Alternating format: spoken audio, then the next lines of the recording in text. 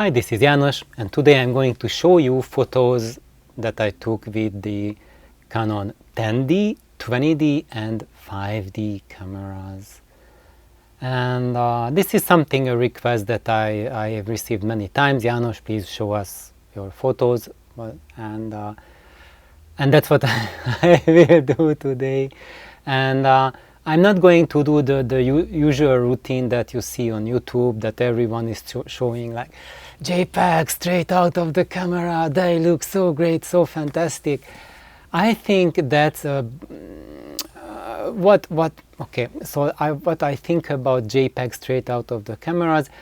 I think they look okay, but in my life I never had any regrets about using the 10D, 20D or 5D. Like I never had this like, oh, I wish I really had the 5D when I had the 10D. I really wish I took that photo with the 5D or some different camera. It never ever happened to me, but that regret that I took JPEGs only and I didn't take the RAW files, that every single time comes up. Whenever I didn't take a RAW file, I'm beating my head with a hammer, like how could I have been so imbecile of not taking RAW files. And I just cannot go back in time and make the impossible happen, to magically create a RAW file as well.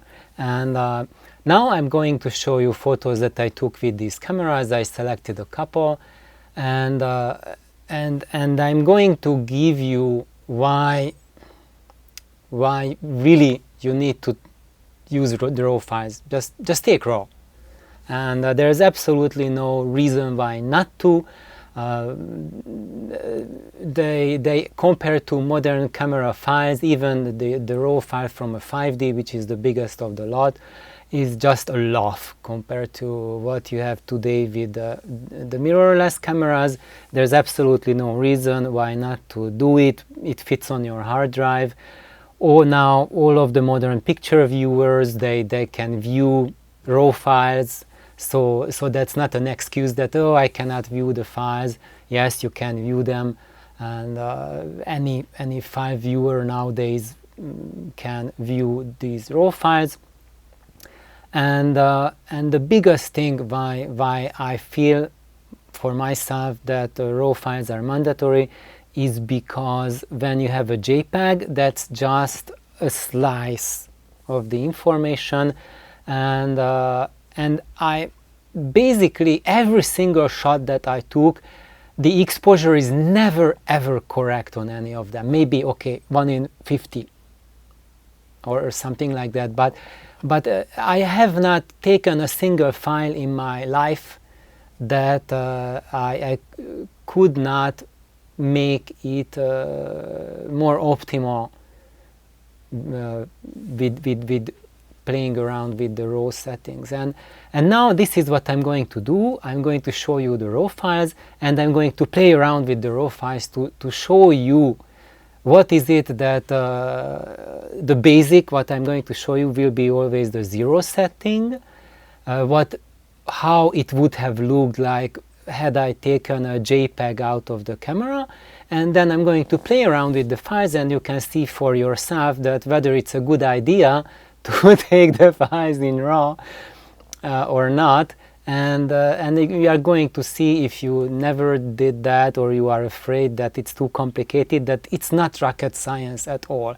Basically, if you can open a file, you can edit a RAW file. There's no magics involved. You don't have to get a PhD. It's absolutely easy. So now let's get into it.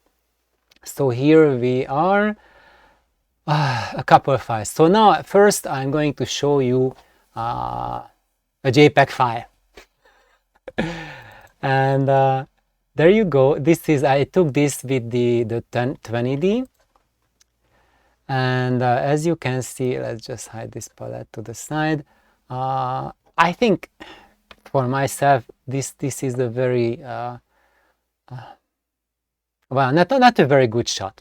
I'm probably perfectly comfortable that any photographer could take this apart, but I think it really gives me the hint of what it was to take this shot. This was at the North Shore at 3 Tables, Oahu, Hawaii, just going bigger and bigger. So this is one of my favorite beaches, and this is in the afternoon, like late afternoonish. Oh, there it is, like 16:39, like almost 5 o'clock in the afternoon, and and and and it really captures how it is at 3 Tables in the afternoon, how it feels like. Or you see the waves coming and crashing, and all the salt in the air, all that moisture. It's really there in this photo, and there's still the sky, but in the afternoons we always have the clouds coming, and usually by this time we are after a little shower of rain as well. And there's also this big contrast between the light. So you might think that there's not much light, but there's a tremendous amount of light here, and of course there's also the feeling that it's getting towards the end of the day, and yes, it's not as much light as there was at noon, but still the huge contrast between here in this lava rocky area and the sky gives us the contrast that there's just like a very big differences. There's just a huge dynamic range, and of course, and I think for myself I'm really happy with this, that you cannot see much detail here in the rocks. I don't think, I think it's a perversion to just have details, jumping out from everywhere. You don't need. I think sometimes when you have a contrast between what you can see and what you cannot see, is part of the image, and I think it makes it a much better image to have this contrast, rather than just to in a compulsory way, just, oh, I have to pull the shadows to see what's in there. Why that's not the idea of the composition. The idea is to have you focus on these monstrous waves crashing here, and the beautiful mountains, the mist in the air. Is just absolutely wonderful. And however, as you see, this is the JPEG file, and from here we cannot rescue anything from the shadows here, and as you see, even in the tool palette, there's no brightness adjustment, so you can, oh sorry, my head is covering it up. So here there's no brightness adjustment. I cannot click on it. I cannot pull the shadows, cannot do anything, because it's a JPEG file. Only thing I can play around is like add sharpness to it, but even the sharpness is just very primitive. There's just the strength of sharpness, and as you see, it just becomes just absolutely ghastly when you add sharpness. Let's zoom in, and you see it's just horrid at max sharpness. If we add just a tiny bit, even then it just makes the ocean appear just very bad. That doesn't look like the ocean at all, nothing like that. Yeah, so that doesn't really work. I think if we would do something like play around with other settings, like here adjust the brightness, it doesn't help at all.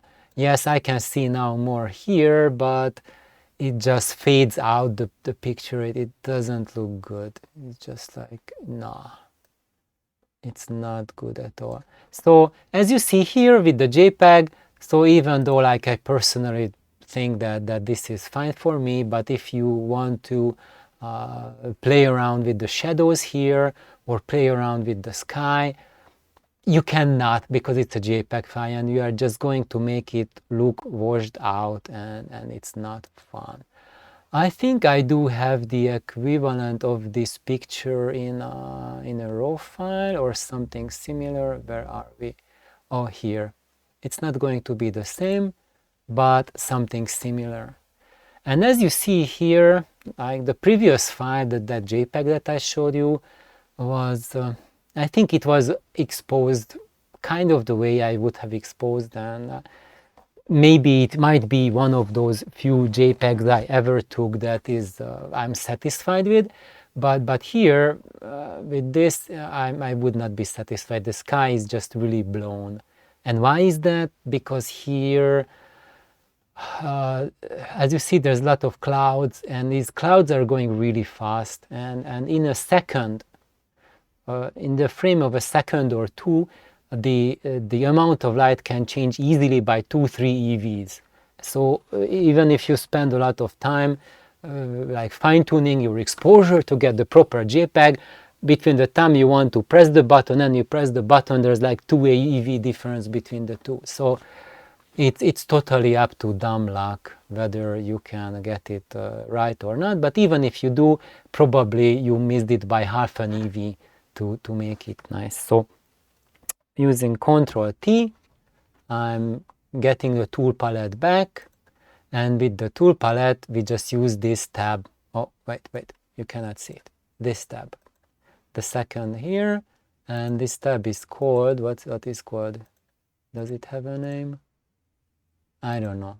So this tab right here, and when you go here, view, this is the tool palette. So that's all you need. Then that's all that I use in the raw editor. By the way, this is Canon's DPP4.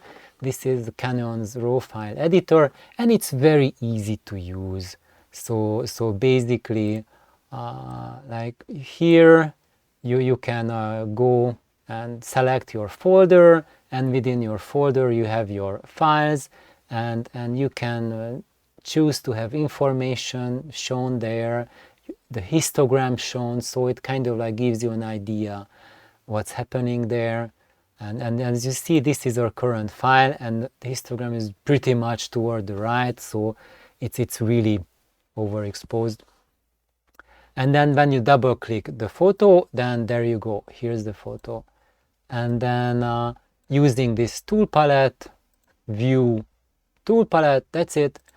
And then it has multiple tabs, like for the first one is like the lens correction tool, so you can apply all kind of lens corrections if it has in the camera. The second, this is the crop, you can crop it. That's what I use too, to reframe, because often you might want to play around with the framing. It is very rare that you get the framing 100% right. It's a good idea to, and then adjust specific areas. I don't want to go into that because it's more complicated and just would scare people. Only thing you want to really need is crop. Very easy. You can set the aspect ratio here, whatever you want, and then just crop the area. That's it. Then you can reframe it. And here, this is the other one where it shows like brightness adjustment at the top. So this is the second on the left. And top, white balance adjustment. And here it's on auto, but I think my favorite is just go for color temperature, and you can adjust the color temperature and find out that white balance that is most pleasing for you, or what you think is more accurate. It was somewhere around 6000 Kelvin here, because it was during daytime.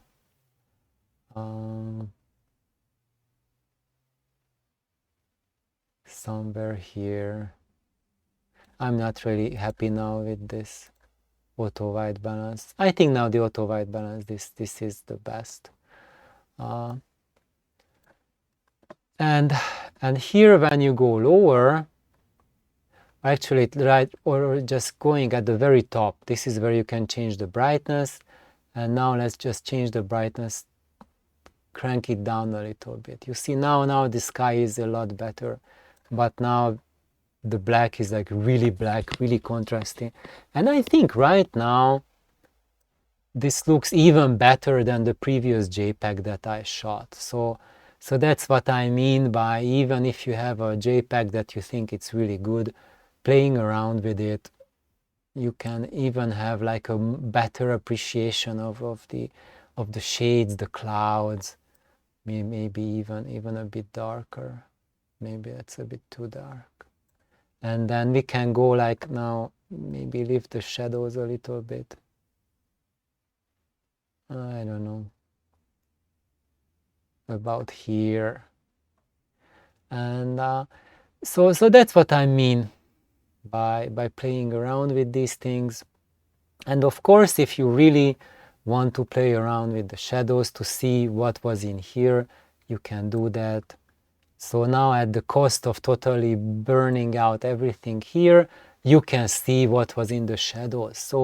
So actually, yes, even the 20D has the dynamic range to capture it. So it's not that you see here we are at 0, that we can't see anything here. So if we go lower, you see we have captured the sky. So the sky is not blown out. And if we go to the other extreme, we have also captured pretty much all the details of the rocks here. And then you can massage it to have both in the visual range. I think for now, one of the ways you can play around is, of course, is the general brightness. But you see that if we just go much brighter to see what's in here, you will just burn out totally this part of the image. And if we go darker, then this will just turn to jet black. So that's when you go down here to these advanced options, and there you can just pull the shadows more. And now you can see what's in the dark, and then you can take the highlight to less so that it's not burned out that much. So if you want, maybe this is also something nice. And then you can see you have both this area and the sky as well. And so as you see, even like the 20D has a lot of playing around options with the files. So the files are pretty much flexible. And you have a ton of freedom to play around. So if you want to have like pull more details from the highlights or shadows, you are perfectly free to do that with the 20D. And now we are at, this was taken at ISO 400, and of course if you take it at ISO 100, that you will have even more detail and more dynamic range available to it. But this is what I did. I took it at ISO 400, and that's what we got. So that's where we are. And now let's see an example of a photo that I took with the 10D. And with the 10D is a really, well, not much older camera, but about 2 years older than the 20D. It was the first in the 10D series, like 10D, 20D, 30, etc. So this was the granddaddy. And of course, Canon had digital cameras before the 10D. It was the D30 and the D60, kind of like a Nikon nomenclature, but those were CCD cameras. So this was the first, 10D was the first CMOS chip camera of Canon, and it actually, the housing and the body, it's very similar to the D30 and the D60 line. So it's the almost exact same thing. although the autofocusing system is a lot more modern in the 10D, so they did a really big jump with that, but it's really slow. So I think it has the Digic 1 chip in it, and on the other hand the 20D has the Digic 2 already, and between 1 and 2 there's a major jump. So between these two cameras, let me just get you a better vision. So here they are. This is the 10D, this is the 20D. They look pretty much the same. And they have the exact same size screen, and both screens are equally useless. And I mean equally useless to review your photos. Pretty much when you review your photos, it's just extremely low quality, low resolution, and will give you absolutely no indication how your photos turn out. Always when I review my photos, like especially if we are like at an event and my friends are taking shots with their cell phone cameras, and I'm taking them with this, and we review them, and I show them what's on the screen, and they go like, this is crap, this is utter bollocks. And when we review them on their iPhones and Samsung whatnot, wow, this looks amazing, this is fantastic. And then we download them to the computer, and the photos that they took with the newest iPhone, I have to vomit. They are totally useless. On the screen, large format, they're not even photographs. I cannot call them photographs. And then the photos from here, like, wow, these are really usable, nice photos. And I have to say that these modern iPhones, during daylight, when you have full sunlight, they take pretty decent shots. But if it's like a low light situation, you are indoors, there's a light bulb, and for example, we have a lot of these social events like tango nights, and they always dim the lights. Let me just get one of the shots from there. Let's just go back to our screen here.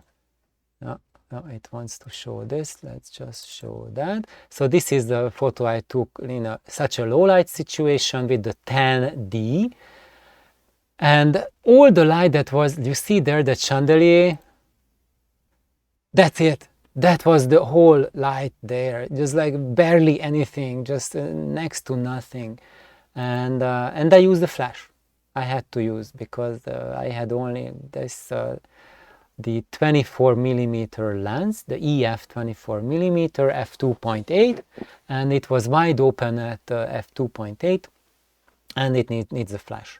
But it can perfectly well focus, nice and sharp, and it's that's what it is. As you see, it just was like a basic flash. So on camera flash, that's very important to say, because the 10D and the 20D have built-in flash, and in this case it's an absolutely lifesaver, because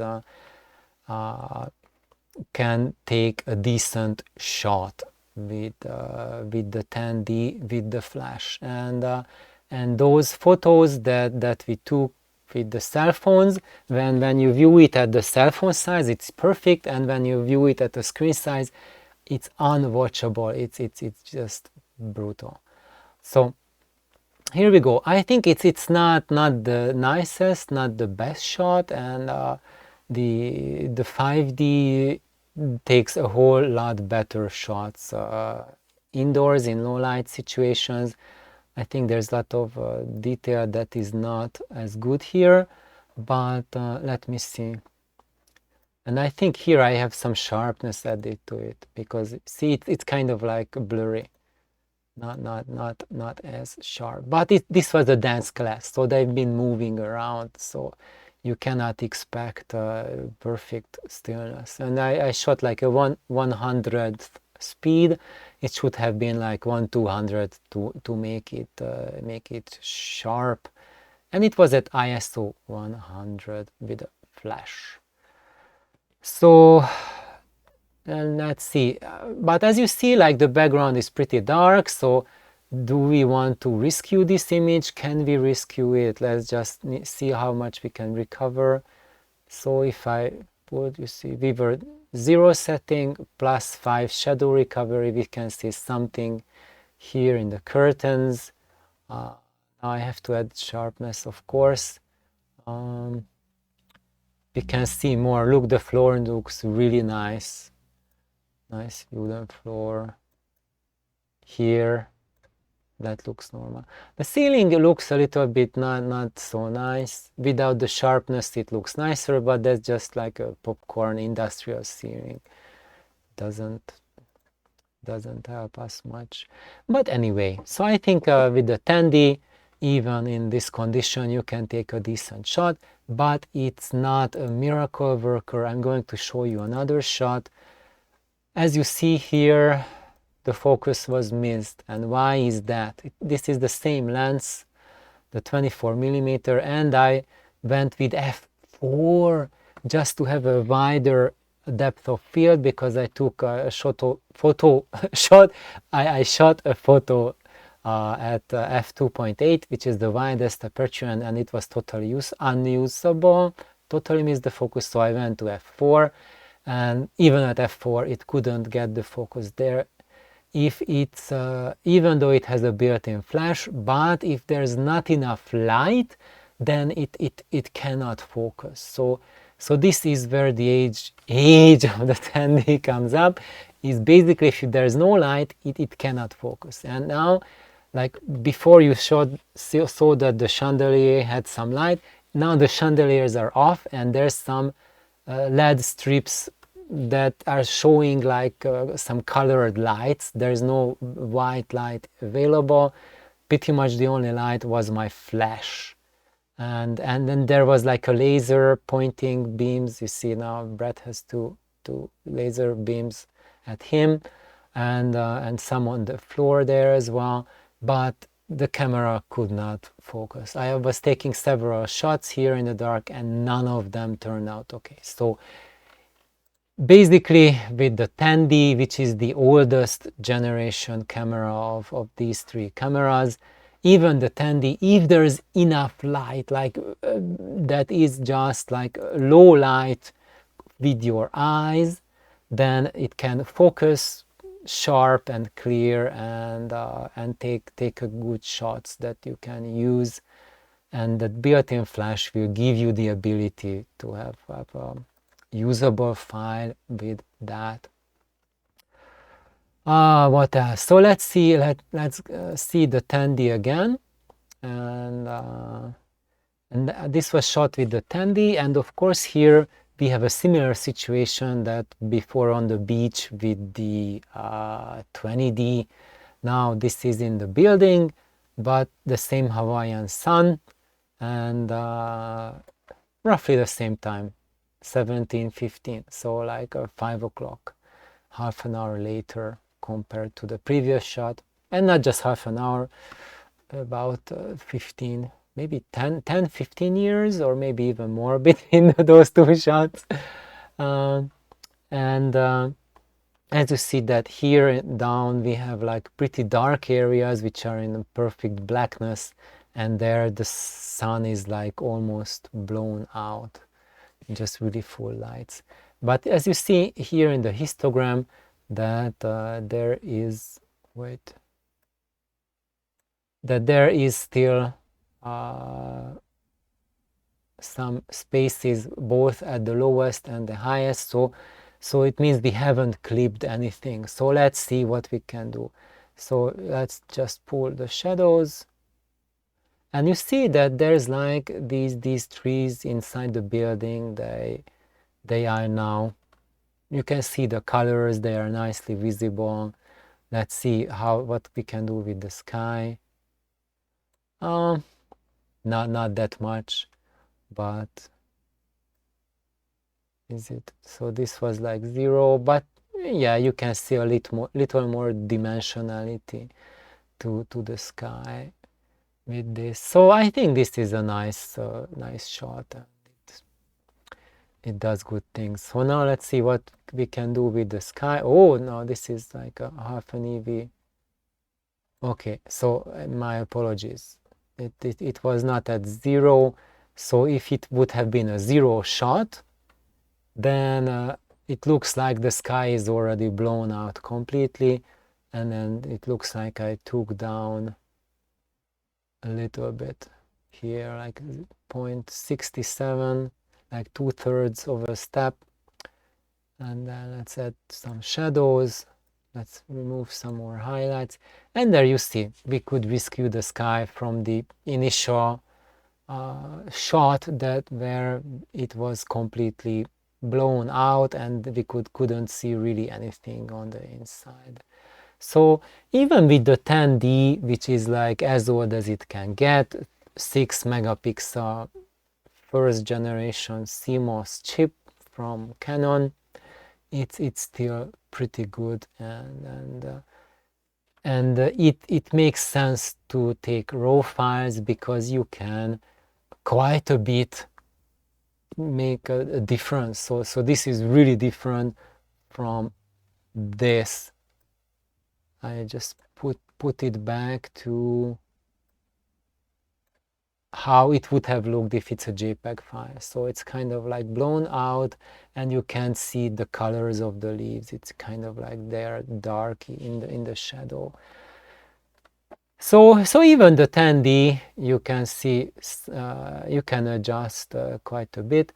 And let's see like how much could we pull out from the shadows. And of course now we will just totally blow the sky out. But as you see, look at that. So this was totally in the dark, and you can see that how it looks on the inside, how these ceilings look like. So it's just like quite astonishing, like how much detail is in the shadow even with the 10D. And if we go as low as we can, then well, there's not that much. I would say that you can still see a lot more from the sky, but it's not as nice. Okay, so that battery didn't last that long for now.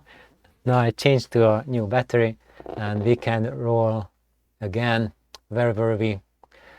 So basically, now let's see the 5D. Similar picture here. Now this is still showing the first one. Now this is that this was taken with the 5D. It's the same building, just not the courtyard, but the front of the building.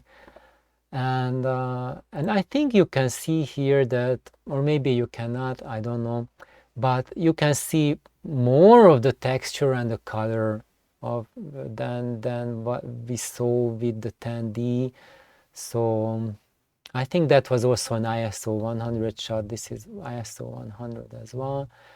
Can see more details, and what I didn't say that these were with the same lens, that the 24mm EF lens in both cases, the 10D as well and the 5D, same lens. So the difference is not because of the lens that you see here.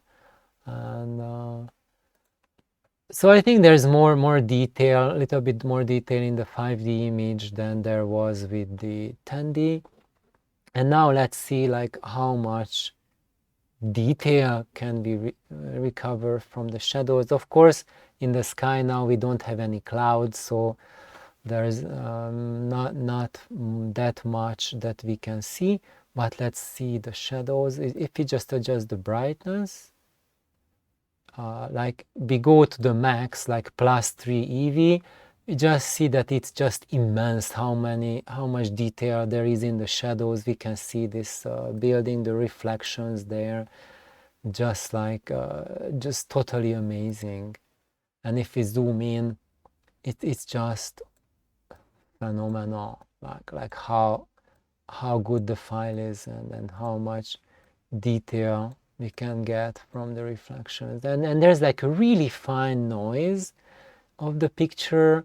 There's no brutal chroma noise. It's like almost like a film grain. It is just really, really fantastic. And if we go down, now you see that film grain disappears. There's no noise there. It looks like totally noise free. This was like going down to 0 EV. This is where we started. No grain, no noise. And as we are pushing the shadows, then like, let's see, around here, like 1.5 EV, there's the faintest hint of that grain, the faintest ever, and that 2 EV, now there's like a definitive, and now at +3 there's like a pronounced amount of that filmic grain that appears. And this was taken at ISO 100. If even I go higher with the ISO, then that grain will pop up earlier and earlier. And for example, when you are at ISO 1600, then this grain is already there, even if you are not pushing the brightness. Even at the 0 EV setting, you will see that kind of grain in the background when you go high ISO. So that's and then that's how you can play around with your shots as well. So if you want that added grain, then either like bump up your ISO and that will add that graininess, or just underexpose it and adjust the brightness. That will also bring up that filmic grain into your image. And as you see, we can zoom in quite a lot. It's twice the megapixels compared to the 10D. So here we have almost 13 megapixels compared to the 6.3. So it was like 6.3 megapixels versus 12.72. Yeah, so about twice the pixel count, and it really makes a big difference on my screen. I can zoom in significantly into the 5D file. Well, I have a 1080p monitor. If you have a 4K monitor, then you can zoom in only a tiny bit. And if you have a 15 megapixel monitor, then you will see that it fills up the height of your screen, but there will be like black columns on the side, so it doesn't stretch to the far end of your screen. But in that case, a 6 megapixel shot from the 10D would be just a little baby on the center of your 15 megapixel shot. So what else did I want to say? So basically that's about it, that you can have like really wonderful shots with all of them. So I'm going back to the 20D. This is at ISO 800, and as you can see, there's like the out of focus areas have this really nice filmic grain at 800. That's what I was talking before, that you just crank up the ISO to have this film grain added to it if you want to. And with the 20D, what I have noticed is that at ISO 800, it has a similar grain structure as the 5D at ISO 1600. So there's a lot of talk online, like which is the better camera, the 20D or the 5D, and some people say that, oh, 20D can take even better shots than the 5D. It's absolutely up to the photographer. I've taken great shots with both of them and crappy shots with both of them, and I think with the 5D I've taken a lot more good shots, and simply because now I'm a much more experienced photographer than the time when I had my 20D, and sadly I had it because even though it's in my hand, but it doesn't work anymore. Sadly, it's broken. So all of these shots are of the past. As you can see here, this is like 12/4/11. This was from 2011. So this shot was not taken today. And so and all of the shots I show with the 20D was with the Nifty 50. So the Nifty 50 is on it, and the Nifty 50 is broken and the camera is broken. So they gave up the ghost. And usually I would say that the 20Ds are much longer living than that. And normally it would be alive, but this had the dreaded shutter lag. So there is this thing with these 10D, 5D, etc. series cameras, Canon cameras. It's called the shutter lag. And if they develop that problem, they will die, and you cannot do anything about it. And it's not because of the shutter that you have used or taken too many photos. It's something about the camera, and I couldn't rescue it. I changed the motherboard in the camera, and it's not the motherboard. So looking at online, I haven't found any solution for the shutter lag. If the camera starts to develop it, it will die, and you cannot, there's no known fix about it. And what is the shutter lag is that when you focus, you press down the shutter and then you release, and between the focus, you have focused on it, and then you push the shutter, and then the shutter wouldn't release. It will take like 1 or 2 seconds before it takes the shot. And then that 1 or 2 seconds will start to get longer and longer, like 3 seconds, 4, 5, 10, 30 seconds. And then my 20D got to like a minute or 2 minutes. So I pressed the shutter, keep it, hold it, and then a minute or 2 later, clack, it takes the photo.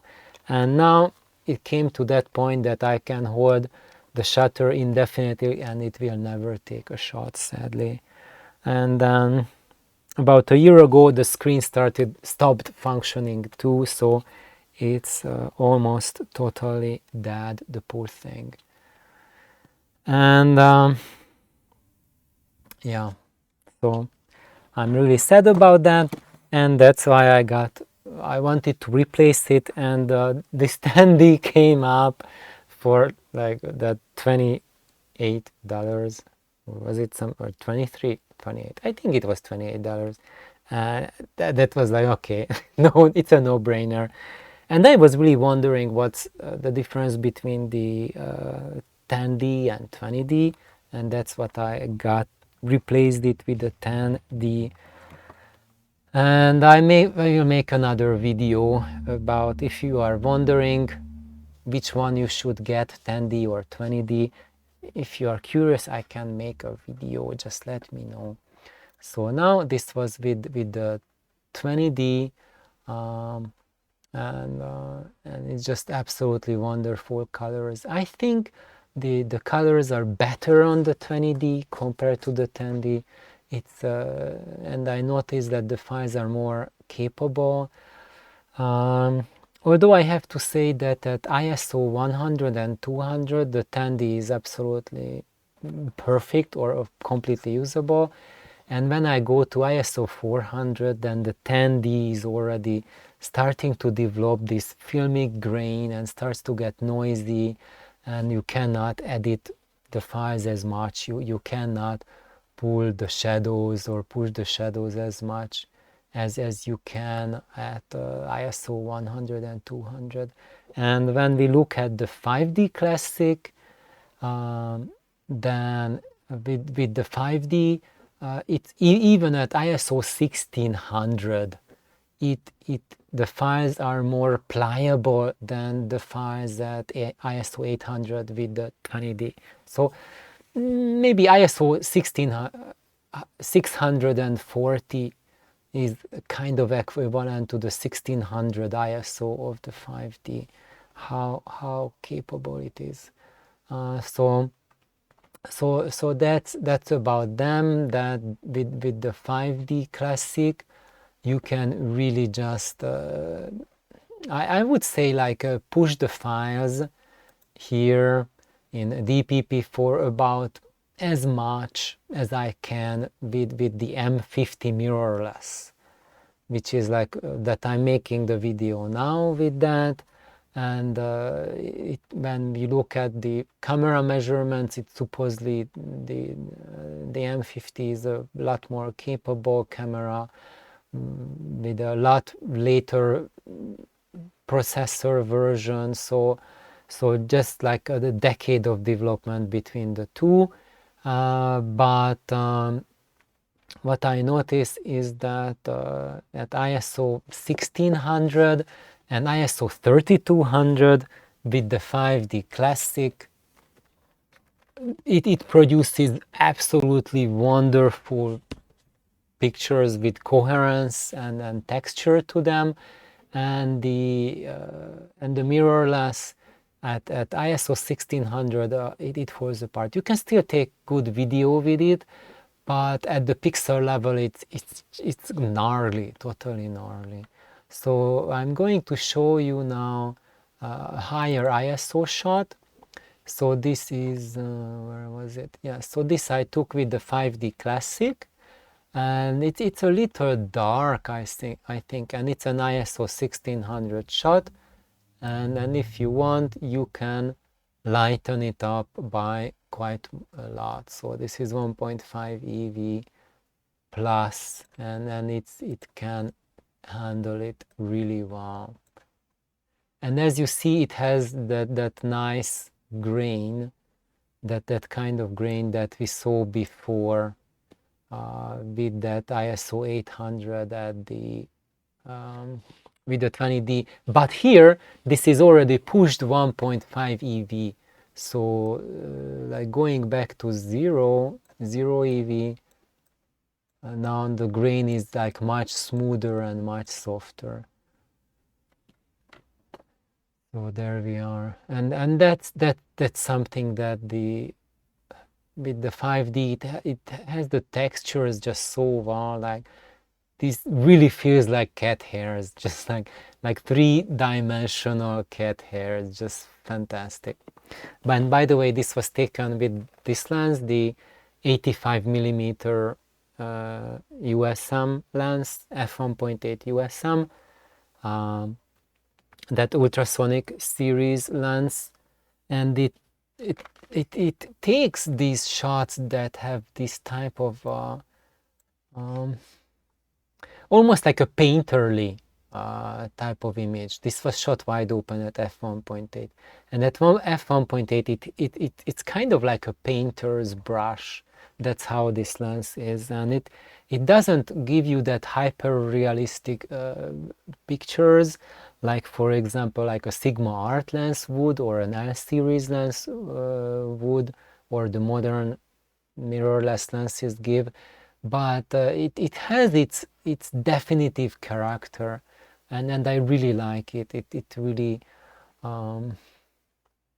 makes quite memorable pictures with a really defined character, and it's like really smooth bokeh. As you see, the autofocus areas are really wonderful. So I think, let me see, do I want to show something else? Maybe we can go back to the 20D, one more shot with the 20D, and you see here, this is like, again, sun on the ocean, reflection of the sun. This is something really hard, and even today the mirrorless cameras absolutely struggle with this, and when you look, let's zoom in, it looks like the ocean, water surface, but when you look at like the RF lenses, that the shots you take with them, or actually I cannot say what you take with them because I do not have any RF lenses and RF series cameras, but what I do is that just browse through like thousands of shots on Flickr that people took with their RF lenses on their R series Canons, and often the ocean just looks absolutely horrid and fake with those lenses. And here I think this does like a million times better job than the perfect modern RF lenses tend to do. Although I might be completely wrong with that. If I had an RF lens myself and an R camera and played around in DPP4, I might be that I change my mind on it. It's possible, it can be possible to take beautiful ocean light reflections and ocean shots with RF. I don't know, but what I do know is that with my M50, the mirrorless, it's not nearly as good as with the DSLRs, and yeah, and I know that the M50 with its M series lenses is not as good as the R series and RF lenses, but I would say they're the same breed, and it kind of hints at what the R series can do. So here, what else can we do? Because I think this is a little bit overexposed. So if we cut down on the highlights, look at that. This is perfect, or for me, myself, my feeling. So when I took this shot, this is how I remember how the ocean looked like. This is how it brings back memories to me, and that kind of brightness and how the light reflects on the ocean. This is how it appears, and that's, I think this is more authentic than what we saw before. And as you see, it's a good idea to have the raw file, because now I could make this little adjustment, and it was not devilry. I just pulled the highlights slider down to my heart's desire and got it. So this was also done with the 20D with the nifty 50 lens at f2 1/8000 second. So as you see, this is why the D20, I mean the 20D is such a nice camera. It can go to 1/8000. The 5D also can go. I think the 10D only goes to 1/4000. Its shutter cannot go to 1/8000. I don't find that super limiting, but it's just a little extra if one wants to go there. So I hope this was fun for everyone, and thank you for watching. If you are still watching, maybe this was useful for you to get a little bit more familiar with DPP4, that it's not some rocket science. I always leave it, so if I leave the palette here at the brightness, maybe let me just move it over here. So if I leave it at the brightness adjustment, I quit DPP4, I reopen it, it will open it up at the same place, so you don't have to memorize where it was. You just keep this here, and then you can just pull around with the shadow, highlight. You can also play around with contrast, saturation, and then sharpening. You can play around if you want. Now it's clicked in, but everything is set to 0, so there is no sharpening applied to the image. And of course, brightness adjustment at the very top, and you can just slide. You see down there, as we slide it, the entire histogram slides to the right or slides to the left. And if you don't want to adjust the whole brightness, you just want to adjust the brightness of the shadows, then we play around with the shadows here. And if you just want to adjust the brightness of the highlights, then you play around right here. And that's it.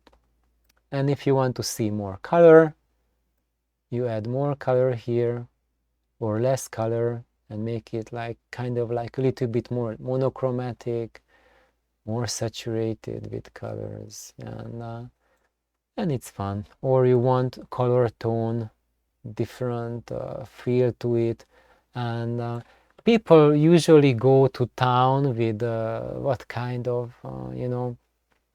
camera simulations to use or profiles. I'm not a big fan of those. here with these, also with the contrast, by manipulating these sliders, you can get like all kind of film simulations with these. That's what the film simulations are, playing around with these 5 settings, and you can do that freely in DPP4. You don't need to have a preset. Of course, you can save a preset as well and apply it to your shots, but I think each of the photos I like to play around and see what it gives me, what the feel of the image is, and I go with that. So thank you for watching. I hope this was useful, and have a wonderful day. Bye bye.